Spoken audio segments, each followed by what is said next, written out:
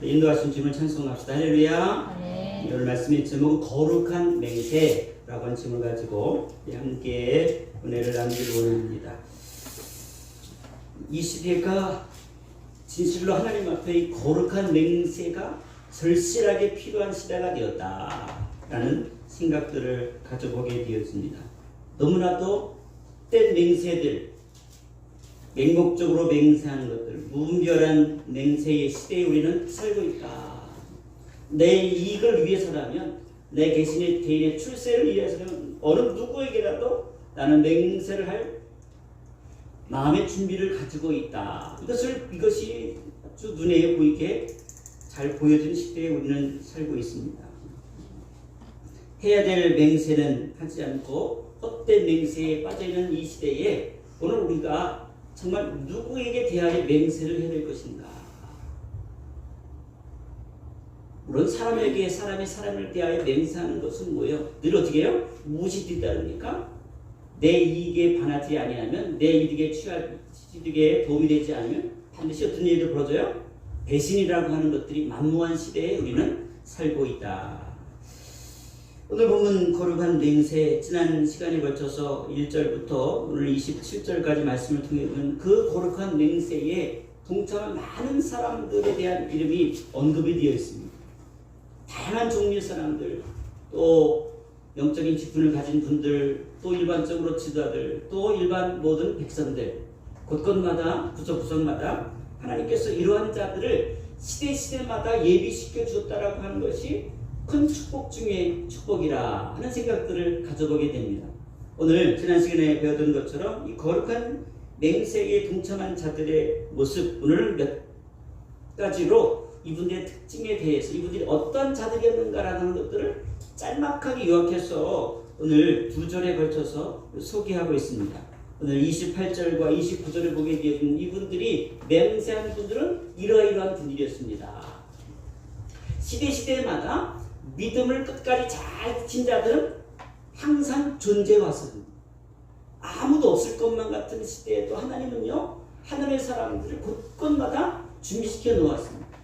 오늘 이 땅이 아무리 황무하게 되어지고 세속화되어지고 어려움을 당하는 시대가 되었을지라도 하나님 이 땅을 사랑해 주시고 이 민족을 사랑해 주시고 열방을 위한 하나님의 계획은 여전히 멈추지 않고 하나님 지속되어지고 있다는 사실을 다시 한번 확인합니다. 그래서 오늘 두 절에 걸쳐서 이 거룩한 맹세에 동참한 자들은 어떤 자들인가? 오늘 성경은 이렇게 소개합니다. 그 남은 백성과 지상들과 레위 사람들과 문지기들과 노예한 자들과 느린 사람들과 및 이방 사람들과 절교하고, 그러면서 어떻게 해요? 통째로 이렇게 소개합니까? 하나님의 율법을 준행하는 모든 자였다.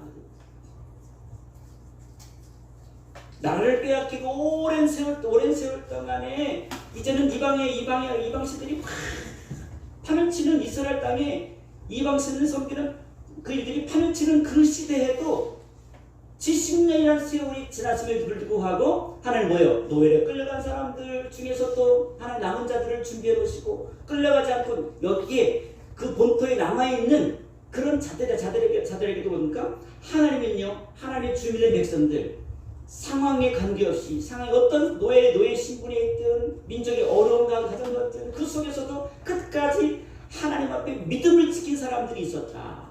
바로 그들이 오늘 이런 자들이었다라고 소개합니다. 쭉 앞에 쭉 소개하면서 그들의 공통적인 특징은 뭐예요? 첫 번째로 어떤 자들이었다?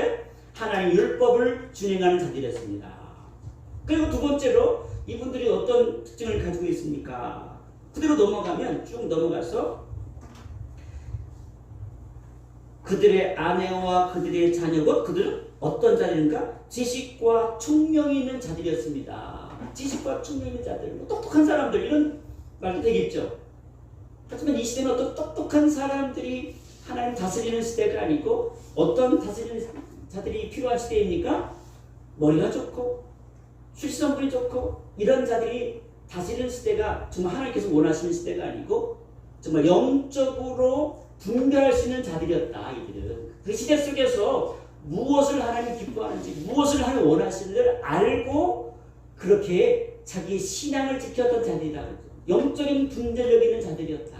옳고 그름을 시시비비를 가릴 수 있는 하나님의 사람들이었다. 오늘 이 시대에 이런 사람들이 필요하죠. 말씀대로 사는 사람, 하나님의 성도, 그 말씀대로 살게 사람들이 어떻게 해요? 말씀 어떻게 해요? 제대로 알고 신앙생활을 감당하는 하나님의 사람들.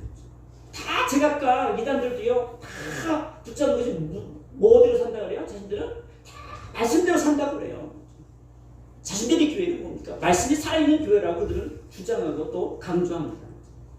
근데 말씀을 붙들어야 돼요? 어떻게 붙들어야 돼요? 정상적으로 바로 분별하여 붙들어야 되죠. 그리고 세 번째로 이들이 어떤 특징을 가지고 있는가? 참 감사하게도 일반 백성들도 있었지만 감사하게도 오늘 29절 말씀 보니까 그들의 형제 기족을 따라 이게 많은 그 백성들 가운데서 많은 사람들의 지도자에 해당하는 많은 사람들이 뭐예요? 여기에 동참하고 있었다. 사회적으로 영향력 있는 하나님 사람들 가운데 이 거룩한 맹세에 충분히 자격 있는 사람들이 있었다라고 하는 것이 하나님의 은혜 중에 은혜입니다. 오늘 이 시대가 바로 그러한 하나님의 사람들을 필요로 합니다. 내가 하나님의 지도층이 있고 누군가에게 선한 영향력을 가지고 있는 사람들은 항상 무엇을 기억합니까? 내가 어떤 것으로 지금 누구에게 영향을 주고 있는가라는 사실들을 기억합니다. 여러분은 그런 의미에서 한 사람 한 사람 오늘 이 시대에도 이렇게 영향력 있는 하나님의 지도자들이 이 민족 가운데 구석구석마다 세워지도록 주님 축복해 주옵소서. 그리고 마지막으로 이분들의 특징들을 보게 되는 이분들이 마지막으로 이들이 헌신을 하면서 결단을 합니다. 자, 그 다음에 보니까 그들의 형제와 기족을 따라 형제의 기족을 따라 그래서 어떻게 해요? 저주로 맹세하는 자들이었다. 저주로 맹세하는 자들이었다. 이들은 이들이 어떻게 해요? 저주로 맹세하는 자들. 이게 무슨 뜻일까요? 내가 하나님 앞에 지금 맹세를 지키는데 예, 바람 소리 때문에 그런데 제가 부탁드릴게요. 죄송합니다. 예. 소리가 바람이 그 마스크래네. 마이크로 들어가서 이렇게 바람이 휙휙 들어오는 소리라 죄송합니다. 예. 네 번째로 이들은 어떤 분들이었습니까? 하나님 앞에 어떤 맹세를 하면 저주로 맹세하는 자들이었다. 오늘 우리가 이 정도로 하나님 앞에 마지막 이 시대의 말씀을 지켜내기 위해서 이 정도 우리가 결단해야 끝까지 싸워 이길 수 있습니다.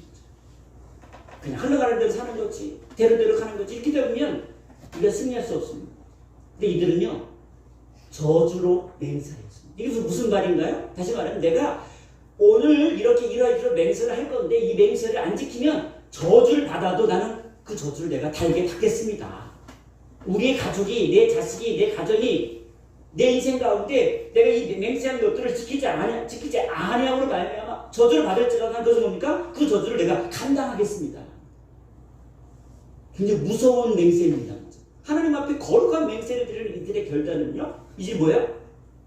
어떤 댓글을 치르더라도 어떻게 반드시 이 맹세를 지켜내겠습니다라고 하는 아주 그 결단이 그 공동체가 지금 이스라엘 공동체가 얼마나 지금 우리가 은혜로 충만하고 믿음으로 충만하고 하나님의 말씀으로 충만한 공동체로 지금 뭐예요? 변화되어져 가고 있는가라고 하는 것들을 절실하게 보여주는 장면이에요. 이 두 줄만 보더라도 근데 중요한 것은 우리가 아무리 내 목숨을 걸고 저주를 받을지라도 내가 맹세를 지켜낼 생각하고 그렇게 맹세할지라도 어떻게 우리는 뭐예요? 맹세한 이후에 어떻게 그것을 지켜내기 위한 끊임없는 영적인 싸움을 뭐예요? 감당에 대한 무한한 책임이 저와 여러분 가운데 있다는 사실을 우리는 기억해야 할 것입니다.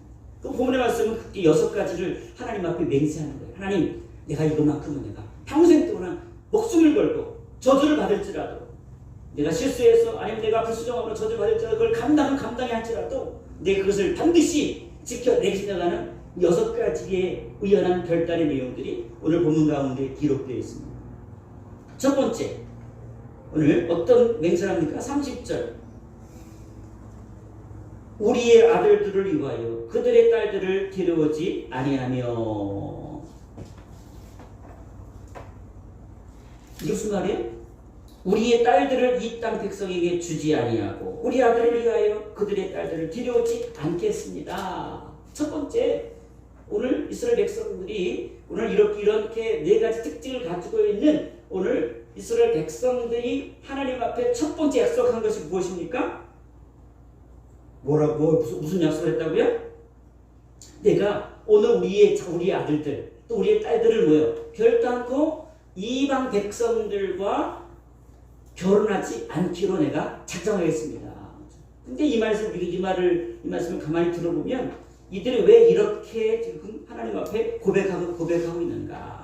신명기 7장 3절을 찾아보게 되었으면 그들과 혼인하지도 말지니 내 딸들을 그들의 아들에게 주지 말 것이요 그들의 딸도 내 며느리로 삼지 말 것은 이유가 있습니까? 7장 4절에 신명기 7장 4절에 그가 네 아들을 유혹하여 그가 여호와를 떠나고 다른 신들을 섬기게 하므로 여호와께서 너희에게 진노하사 갑자기 너희를 멸하실 것임이니라. 결혼하지 말라는 것이 전제가 아니라 그렇게 말하는 이유와 목적이 더 중요하죠.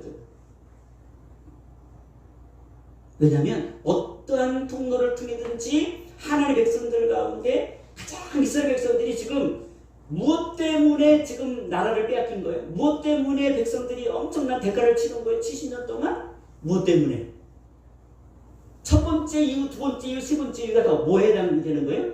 이 문제입니다. 사실. 이스라엘 백성들이 하나님을 떠나게 하고 하나님을 떠나서 이방신들을 섬긴 이유 때문에 결국 뭐가 되는 거예요? 지금 나라가 망한 거예요. 우리 신앙이 무너지는 것은 왜 무너집니까? 다른 것 때문에 무너지지 않습니까? 않습니다. 우리 인생 가운데 무엇을 끌어들이면 무너지는 거예요? 하나님 외에 다른 신들을 섬기게 될 때에, 우상을 섬기게 될 때, 우상을 숭배하게 될 때에, 그 우상을 섬기는 순간부터 뭡니까? 하나님과 하나님 백성들과의 사이는 점점 더 어떻게 해요? 그 틈이 갈라지게 되어 있습니다. 믿음이 연약해지게 되어 있습니다. 우리도 모르는 사이 어떻게 해요? 타협하게 되어 있습니다. 용납하게 되어 있습니다. 그래서 오늘 성경에서 구약 성경 시작전 전체에서도 가장 심각한 문제로 여겨지는 것이 하나 어떻게? 그러니까 십계명에서도 이 문제를 다루지 않습니까? 어떤 것의 형상도 만들지 말라. 어떤 것의 형상도 만들지 말라. 어떤 우상도 너 인생 가운데 끌어들이지도 말고 생각조차도 하지 말고 너의 마음과 두지도 만들고 어떤 행위도 취하지 말라. 왜냐하면 그것이 누구를 망하게 하니까? 하나님의 백성들을 멸망하게 하니까. 첫 번째 이 문제. 결혼의 문제를 이야기하고 있지만 실질적으로는 뭡니까? 이런 문제 때문에 지금 이스라엘 백성들 가운데 무엇이 용납될 것을 지금 염려하는 거예요? 이방의 신들을 하나님 우리의 가정 가운데 믿음의 가정 가운데 끌어들이게 되는 일들이 발생되니까 오늘 첫 번째로 이 우상에 대한 문제들을 철저히 우리는 뭡니까? 오늘 우리가 대대손손 지켜 나가겠습니다. 우리 자녀들이 또 장성해서 또 결혼하게 되어지고 자녀 자손들이 또 결혼하게 되어지고 이것은 뭐 어쩔 수 없는 수리적인 일입니다. 이 수리적인 일들 가운데서도 오늘 우리 하나님 철저히 우리 가정 가운데 어떻게 해요? 하나님만 온전히 섬기는 믿음의 가정으로 세워나가도록 하나님 나는 맹세합니다. 이 첫 번째 거룩한 맹세 첫 번째 약속이 이 약속이었습니다. 그래서 사도 바울도 고린도후서를 통해 천지할 때에 이렇게 말씀하지 않습니까? 6장 14절에도 너희는 믿지 않는 자와 멍에를 함께 매지 말라. 의와 불법이 어찌 함께하며 빛과 어둠이 어찌 사귀며 그리스도와 벨리알이 어찌 도와주어되며 믿는 자와 믿지 않는 자가 어찌 상관하며 하나님의 성전과 우상이 어찌 일치가 되리요. 우리는 살아계신 하나님의 성전이라. 이와 같이 하나님께서 이르실 때 내가 그들 가운데 거하며 두루 행하여 나는 그들의 하나님이 되고 그들은 나의 백성이 되리라. 우리는 누구라는 거예요? 저와 여러분들은 하나님의 성전입니다.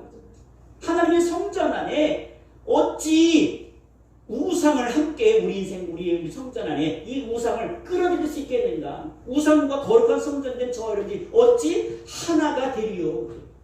하나가 될 수가 없습니다. 우리 인생 가운데 우상이 들어와서 우상이 절묘하게 연합을 이루어서 하나님께서 기뻐하는 인생을 살아가는 것은 뭐예요? 어찌 보게 되면 뭐예요? 불가능하다. 그래서 오늘 매 순간순간마다 오늘 우리에게 보여지는 우상이든지 보이지 않는 우상이든지 우리 가운데 하나님과 인간 사이의 관계를 하나님을 끊어버리게 하고 갈라지게 하는 그 부분들에 대해서 하나님 내가 철저히 하나님 앞에 맹세합니다. 오늘 여러분들이 첫 번째 기도하실 때에 오늘 여러분의 우리 인생 가운데 어떤 하나님 우상의 하나님 그런 전략도 나는 뭐요? 용납하지 아니하고 하나님의 기뻐하는 인생으로 살아가기를 다짐합니다. 이것이 여러분 첫 번째 여러분의 인생의 중요한 맹세가 되기를 소망합니다. 그리고 두 번째는 뭐예요? 31절 말씀 가운데 뭐라고 말씀? 31절 혹시 이 땅 백성이 안식일에 물품이나 온갖 공부를 가져다가 팔려고 할지라도 이렇게 하면 쓰고요. 뭘 지키겠다? 우리가 안식일이나 성일에는 그들에게서 사지도 않겠고 일곱째 해마다 땅을 쉬게 하고 모든 밑을 탕감하겠습니다. 하나님은 뭐 약속한 거예요? 내는 안식일과 안식년을 하나님 앞에 맹세코 내가 잘 지켜 행하겠습니다. 안식일을 지키고 안식년을 지키는 것. 우리 하나님 앞에 이 안식일과 안식년이 왜 중요해요?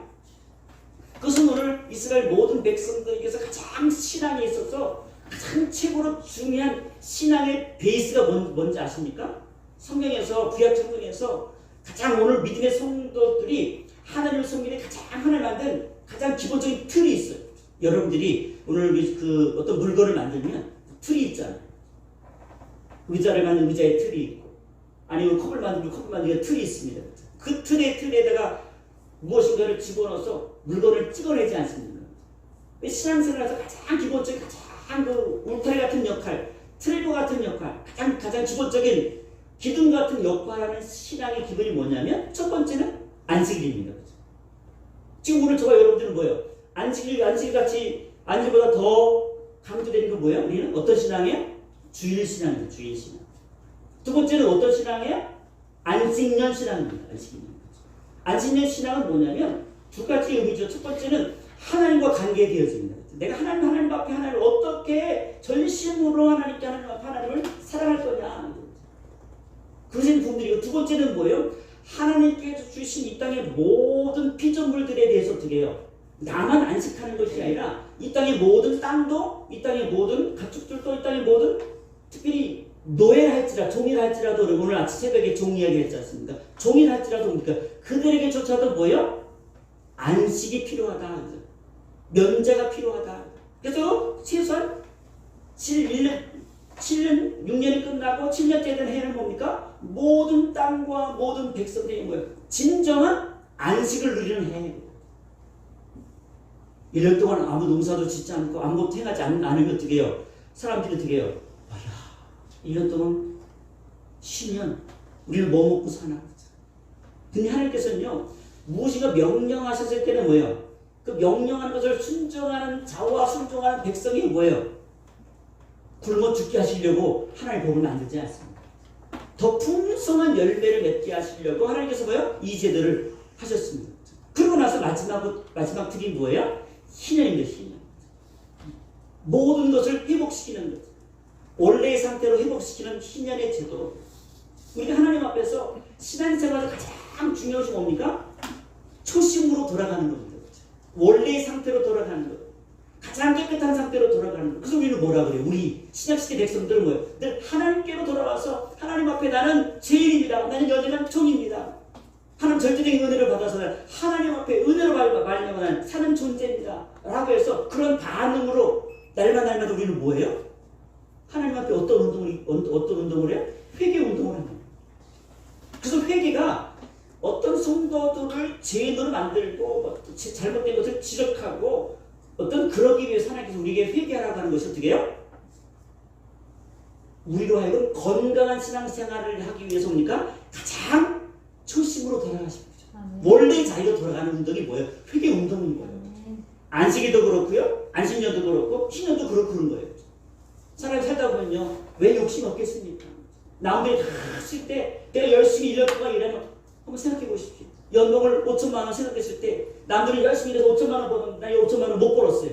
사람들 볼 때는 야 내가 이제는 저 친구보다 뒤떨어졌구나라고 생각할 거 아니에요.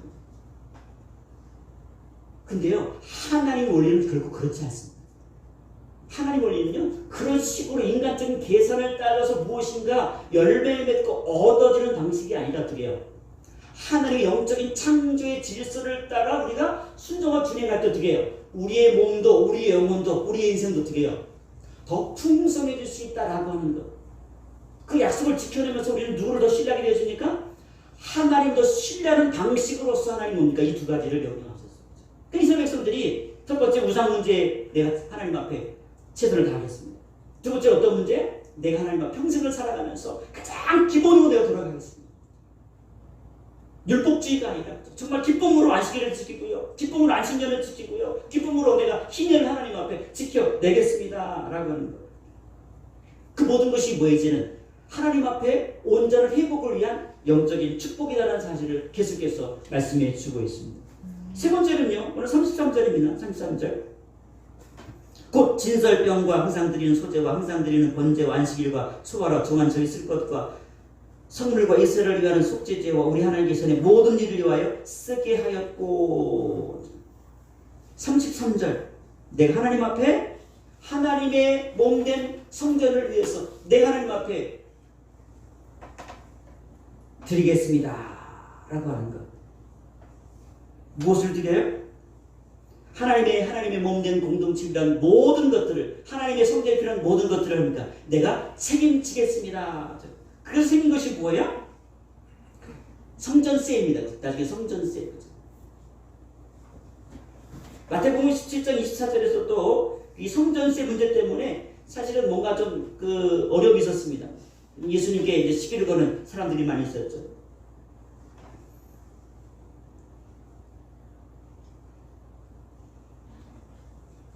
마태복음 17장 26절에도 이렇게 베드로가 이르되 타인에게입니다. 예수께서 이르시되 그렇다면 아들들은 세를 면하리라. 그러면서 그러나 우리가 그들이 실족하지 않게 하기 위하여 내가 바다에 가서 낚시를 먼저 오르는 고기를 가져 입을 열면 돈 한 세겔을 얻을 것이니 가져다가 나와 너를 위하여 주라 하신지라.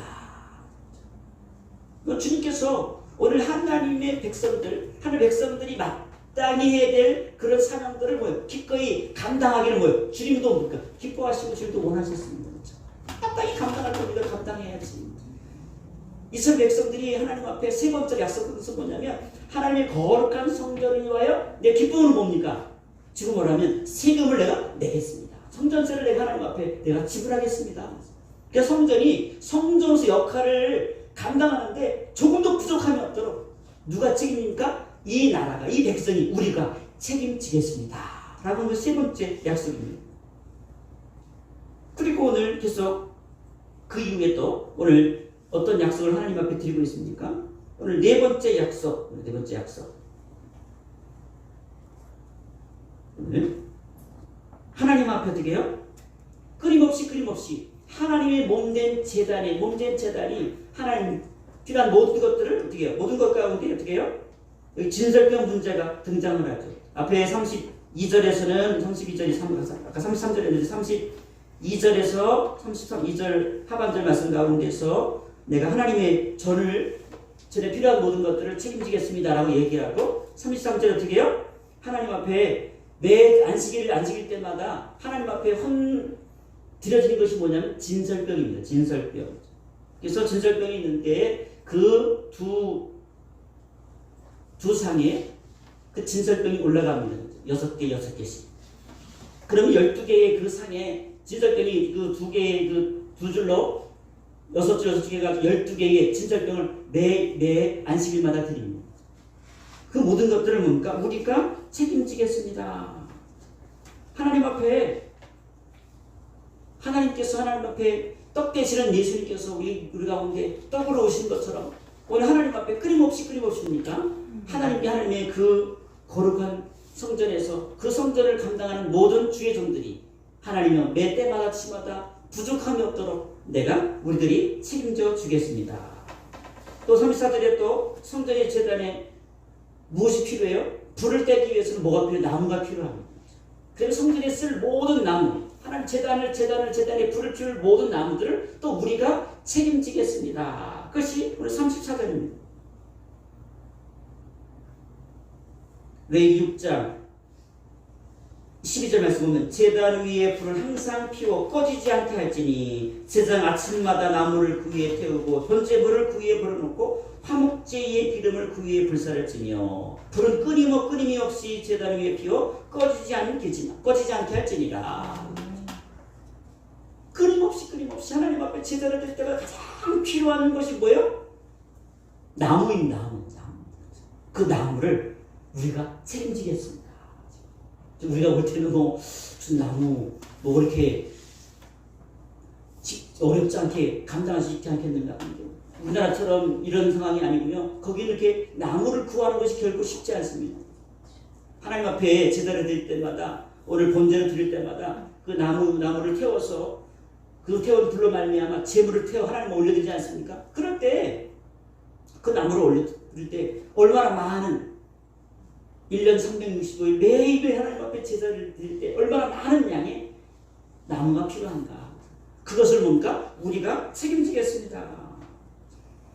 끊임없이. 사실 하나님 앞에 오늘 제사 하나님 성전을 세워나가고 성전에 제사를 드리고 이런 것들을 뭡니까? 매일매일 제물을 드리고 또 매일매일 또 하나님 앞에 속죄제를 드리고 속건제를 드리고 또 번제를 드리고 하는 제사를 드리지 않습니까? 얼마나 많이 불편해요. 그런데 하나님께서 이 끊임없이 매일매일 나무가 필요한 오늘 이스라엘 백성들, 나무가 필요한 이스라엘 백성들이 더 이상 필요 없이 오늘 주님께서 이 제사의 모든 것들을 완성하신 그 사건이 뭐예요? 오늘 히브리서 9장 25절 말씀은 이렇게 우리에게 소개합니다. 대제사장이 해마다 다른 것의 피로써 성소에 들어가는 것 같이 자주 자기를 드리려고 아니하실지라. 그리하면 그가 세상을 창조한 때부터 자주 고난을 받았어야 할 것이로되 이제 자기를 단번에 제물로 드려 죄를 없이 하시려고 세상 끝에 나타나셨느니라. 오늘 우리로 이스라엘 백성들이 오늘 하나님 앞에 이 약속을 지킬 때 또 나무를 할 때마다 어떤 마음을 가졌을까요? 그냥 난방용으로 때우는 난방용의 그런 나무가 아니었습니다. 제목이 아니었습니다. 하나님 앞에 제사 드리기 거예요. 모든 약속이 무엇과 연관되어져요? 하나님께 드리는 성전과 연관되어집니다. 모든 약속이 뭐예요? 하나님께 드리는 예배와 관련되어집니다. 공통적인 것들을 한번 쭉 살펴봅시다. 제가 쭉 간단하게 설명해 드렸는데 모든 것이 무엇과 관련되어져요? 하나님 앞에 드리는 예배. 내가 하나님 앞에 내 평생을 살아가는 동안 대대손손 하나님 앞에 예배를 드리는데 하나님 앞에 나아가는 데 필요한 모든 것들을 뭡니까? 우리가 책임지겠습니다. 그 맹세를 한 거예요. 가장 거룩한 맹세는 무엇인가? 하나님을 예배하는데 내가 헌신하겠다는 예배를, 그 헌신 맹세를 하나님이 가장 기뻐하십니다. 내가 하나님 앞에 이렇게 예배로 나아갑니다. 오늘 저와 여러분들이 지금은 옛날처럼 이렇게 제사를 나가지 않잖아요. 제사 한번 드릴 때마다 양을 잡고 비둘기를 잡고 피를 뿌리고 번제를 드리고 여러 가지 많은 오제사 방법을 통해서 하나님 앞에 나가잖아요. 우리는 그럴 필요가 없습니다. 얼마나 감사해요. 그런데 저는 이 구약의 그 맹세를 쭉 살펴보면서 오늘 우리가 시대가 점점 편한 시대에 점점 살아가면서 점점 하나님께서 원하시는 제사와 예배로 간다기보다는 누구 중심으로 자꾸 흘러가는 것처럼 보여져요? 사람 중심의 예배. 사람의 마음이 기쁘냐? 사람의 마음이 흡족하냐? 사람이 원하는 예배. 사람의 마음을 기쁘게 하는 예배. 과연 그 예배를 하나님께서 원하실까? 마지막 약속도 보면 35절, 39절까지 한 가지 약속은 어떻습니까? 레인들과 제사장들의 생활 유지를 위해서 첫 열매와 처음난 생축과 11절을 하나님 앞에 드리겠습니다. 한마디로 말하면 첫 것을 하나님 앞에 드리겠습니다. 하나님 앞에 이 첫 것을 드리겠다라고 하는 사실은 그 출발은요, 역사적으로 때 많은 역사적인 그런 부분들이 있는데 민수기 8장 17절 말씀 가운데 보면 그 이유에 대해서 정확하게 모세는 이렇게 가르칩니다. 이스라엘 자손 중에 처음 태어난 것은 사람이든지 짐승이든지 다 내게 속하였음은 내가 애굽 땅에서 모든 처음 난 자를 치던 날에 그들을 내게 구별하였습니다. 하나님께서 첫 것은 뭐예요? 구별하였다. 구별하였다. 첫 것은 그래도 굉장히 중요합니다. 첫 것을 구별하셨다. 이스라엘 백성들이 출애굽할 때에 어떻게 해요? 누가 그 대가를 치렀어요? 누가 죽어야 되는데 사실은 나의 장자와 나의 첫 것이 희생을 당해야 되는데 누가 대신 희생을 당해버렸어요? 애굽 땅에는 모든 제약된 백성들이 다 희생을 당해버렸어요. 다 죽게 되었어요. 첫째 것은 다 죽임을 당했습니다. 하나님의 재앙이 애굽 땅에 확 불어닥칠 때에 그 보혈의 피가 없는 그 집안은 뭡니까? 다 재앙을 당했습니다. 왜 하나님께서 마지막 그 사건 가운데 피의 재앙을 통해서 첫 것을 하나님께서 가져가셨을까? 희생시켰을까? 그리고 뭡니까? 첫째 되는 이스라엘 백성들이 뭡니까? 그 장자들이 그 죽음의 위기 속에서 어떻게 죽음의 상황 속에서 죽지 않고 뭡니까? 사랑하는 은혜를 받은 거예요. 그러니까 죽을 수밖에 없네요. 완전히 죽을 수밖에 없는 인생의 은혜는 뭡니까?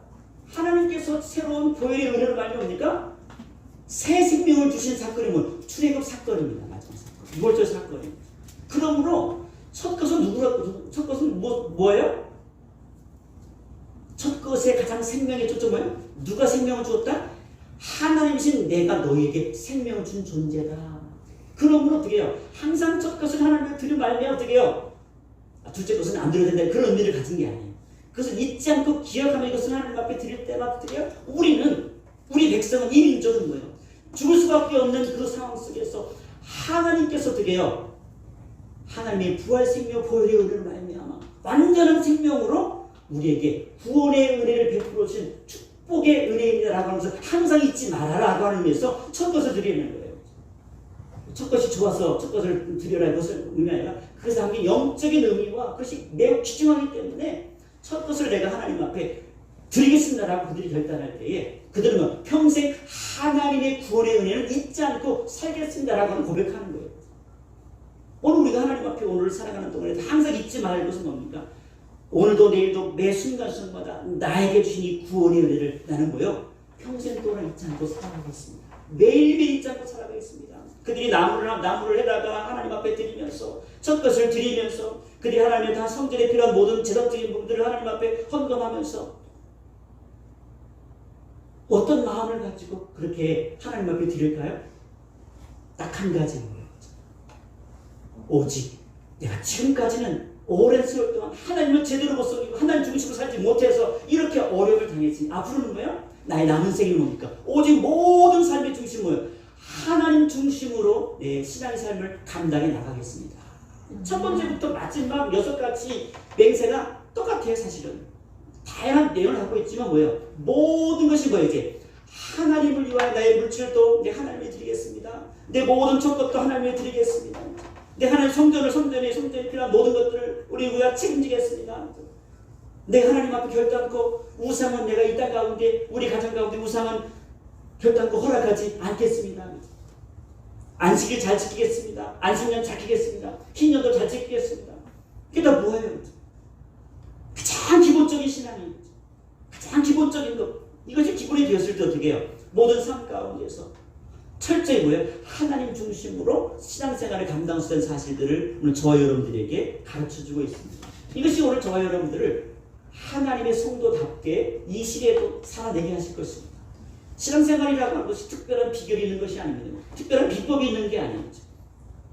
원래 가장 기본으로 돌아가는 것이 가장 기뻐하는 신앙의 모습입니다. 가장 처음에 하나님 제정했을 때 그 원리와 그 원칙과 그것을 따라서 하나님 앞에 드려진 삶을 살아갈 때 그것을 하나님이 가장 기뻐하는 신앙의 삶을 우리에게 요구하십니다.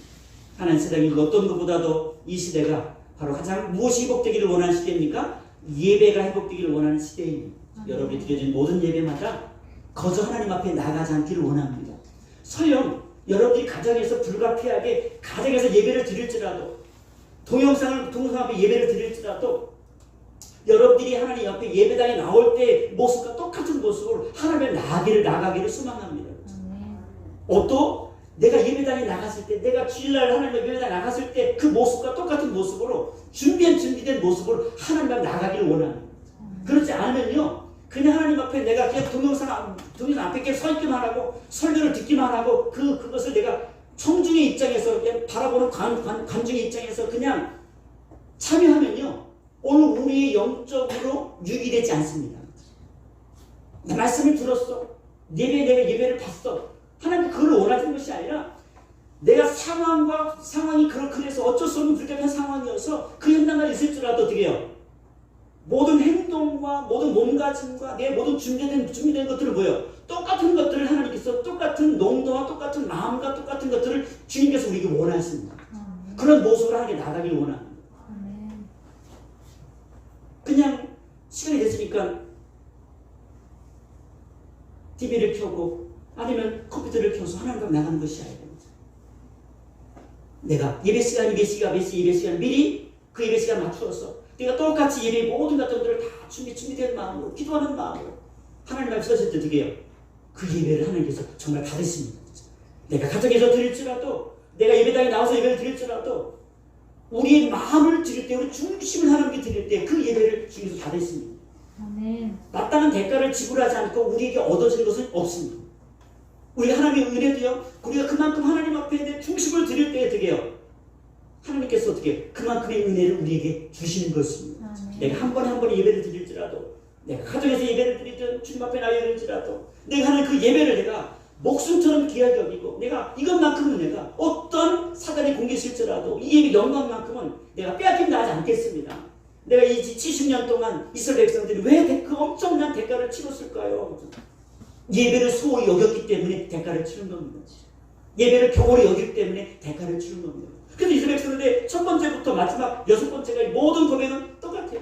앞으로 우리가 하나님 앞에 나가는 것에 모든 것들을 집중하겠습니다. 물질도 시간도 모든 우리 마음가짐도 우리 행위조차라도 어떻게 해요? 소홀히 교홀히 여기지 않겠습니다. 라고 하는 결단이 오늘 6가지의 맹세 가운데 들어있는 거예요. 부탁하기는 오늘 저와 여러분들이 하나님 앞에 나아갈 때 여러분들이 머리부터 발끝까지 그냥 나오지 마시고 정말 하나님 앞에 준비된 마음으로 경건한 마음을 가지고 내가 하나님 앞에 이 예배가 우리는 지금 남아있는 게 예배밖에 없습니다. 다 하지 말라고 그러니까 그냥 예배 드리지 마라, 부흥회도 하지 마라, 수련도 하지 마라, 다 하지 마라 그러니까 이제 우리 교회 한국에 남은 건 뭐밖에 없어요? 예배밖에 없어요. 지금 예배 한 번 드릴지라도 우리가 예배 가운데 목숨을 거는 밖에 다른 방법이 없는 거예요. 예배를 통해서 우리가 살지 않으면 다른 어떤 것으로도 내가 행복할 수 있는 방법들이 점점점 우리가 차단되고 있습니다. 차단되고 있습니다. 그래서 오늘 말씀을 좀 준비하면서 그밖에 없구나. 우리가 살아가는 길은 지금 우리가 한국이야 땅 속에서 하나님의 교회가 하나님의 성도들이 살 수 있는 길은 이거밖에 없구나. 예배만 드리라고 하니까. 그래서 우리가 한번 예배 드릴지라도 좀 어떻게 준비된 모습으로 하나님 앞에 드리면 좋겠다. 몸가짐도 마음가짐도 저는 어렸을 때 예수 믿기 전에 오랜 세월 동안 저는 제사를 드렸습니다. 저는 예수님을 잘 몰랐기 때문에 저는 큰 집에 저희 집이 큰 집이라서 1년에 거의 매달 제사가 있었습니다. 근데 저는 제가 어렸을 때 다른 거 다 까먹은 다른 건 다 잊어버렸을 때 딱 한 가지 기억은 뭐냐면 그 드릴 때에 그냥 제사를 드린 적이 한 번도 없습니다. 항상 그 늦게 먹고 졸지라도 어떻게 항상 세수도 하고 몸가짐 모든 것들을 다 철저하게 아주 그 두려운 마음을 가지고 정숙된 마음을 가지고 최소한 세수라도 하고 머리도 감고 손도 씻고 발도 씻고 그래서 몸가짐을 다 깨끗하게 한 다음에 정돈한 다음에 그렇게 제사를 드리는 그 훈련을 받았어요. 어릴 때 20년 가까이. 우리는 그 귀신에게 드리는 그것도 한 번 드릴 때도 철저히 그 모든 것들 격식을 따라다 철저히 오랜 세월 동안 우리는 지키는데 살아계신 하나님을 예배하는 저와 여러분들이 하나님을 나갈 때 어떤 모습으로 주님 앞에 나가야 될 것인가. 이제는 뭐예요? 좀 더 여러분들이 나올 때 그냥 나오지 마시고 거울 한번 보시고 머리 발끝까지 한번 확인해 보시고 오기 전에 세수라도 한번 더 해보시고 하는 내가 마음가짐도 내가 손도 한번 더 쓰시고 이거 어차피 손 소독 해야 되니까 소독도 할게요. 그래서 하나님 앞에 내 정결한 모습으로 내 온몸을 내 하나님 앞에 올린다라는 이 아름다운 모습으로 여러분들이 한 번의 예배를 드린다고 한다면 그 한 번의 예배가 여러분들이 드려요? 여러분 영혼을 살리는 축복의 시간이 될 겁니다. 가정에서 드리든 오늘 현장 현장 예배를 드리든 오늘 이 두 가지 속에서 우리 함께 하나님 앞에 같이 우리는 살아내야 됩니다. 현장 예배에 참석하지 못할지라도 우리는 그 속에서 있는 속에서 하나님 앞에 예배 영광을 내가 회복하기를 원합니다. 예배 능력을 회복하기를 원합니다. 우리 마음을 드리는 그 열정들을 내가 빼앗긴다 하지 아니하고 내가 하나님 앞에 관계 회복을 위해서 원상 회복 원래의 그 초심으로 들어가는 일들을 위해서 내가 이 시간 언제까지 기간도 없어요. 이번에는 지난달 기간 이번에는 기간도 없어요. 무제한이에요. 무제한. 앞으로 6개월 될지 내년 이맘때 될지 몰라요. 공부에는 무제한. 그냥 이렇게 하고 끝이겠죠. 저 우리가 오늘 이런 예배의 그 어려움을 겪고는 이 시대에 오늘 여러분들이 말씀 이 맹세를 통해서 여러분 하나님 앞에 이런 거룩한 맹세가 회복돼서 오늘 이 결단을 통해서 하나님 앞에 승리 예배자로 나아가는 저와 여러분 되시기를 주님의 이름으로 간절히 부탁하고 소망합니다. 우리 기도하겠습니다. 사랑의 하나님 참 감사합니다. 우리가 하나님 앞에 나올지라도 이제 더 하나님 이전보다는 더 마음의 중심을 가지고 준비된 모습을 가지고 주님 앞에 나아가기를 원합니다. 말씀도 한번 읽어보고 내가 하나님 앞에 또 주님 앞에 나아갈 때에 나의 머리부터 발끝까지 정말 준비된 모습으로 기도하는 마음으로 한 번의 예배가 내 평생에 가장 노래받는 시간 정말 도전받는 시간 영광 누리는 시간으로 주님 앞에 나아갈 수 있도록 은혜 위에 은혜를 허락하여 주옵소서. 이들이 거룩한 맹세를 통하여 내가 맹세를 지키지 못하면 저주를 받을지라도 난 하나님 앞에 이 맹세를 하겠습니다라고 하는 이 의연한 결단들이 오늘 이 세대에 너무나도 필요합니다. 간절히 필요합니다. 민족교회가 이제는 예배밖에 예배 이외에는 다른 어떤 것도 할 수 없는 정말 막혀진 상황이지만 우리가 예배를 통해서 우리의 신앙이 도리어 회복되어지고 예배를 통하여 우리의 마음이 더 하나님 앞에 가까이 나가게 되고 예배를 통하여 우리가 초심으로 돌아가는 회복의 운동 그 운동들이 몸된 공동체 가운데 부어지도록 역사하여 주옵소서. 감사합니다. 예수님의 이름으로 축복하며 기도합니다. 아멘.